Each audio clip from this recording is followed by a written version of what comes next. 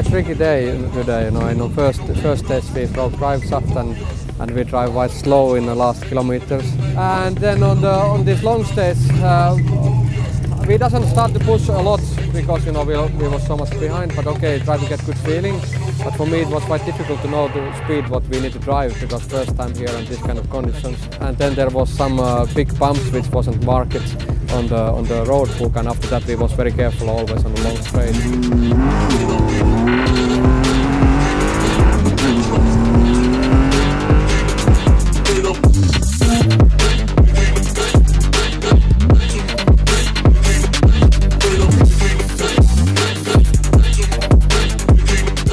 Esam veikuši apmēram 200 km sporta režīmā.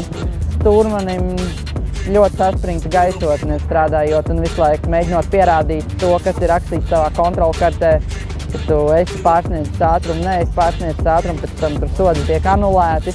Ir brīžiem tā, kur ir 3 izsaukuma zīmes, kur ir jāsabrenzējās, tur nav nekā, savukārt absolūti posmos, kas vispār nav atzīmēti. Leģendā tur aizlecam kādus 30 metrus pa gaisu. No?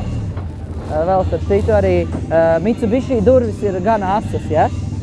Diezgan asas. Tā kā, lūdzu, ja jūs kādreiz izdomājat nodarboties ar autosportu, ja?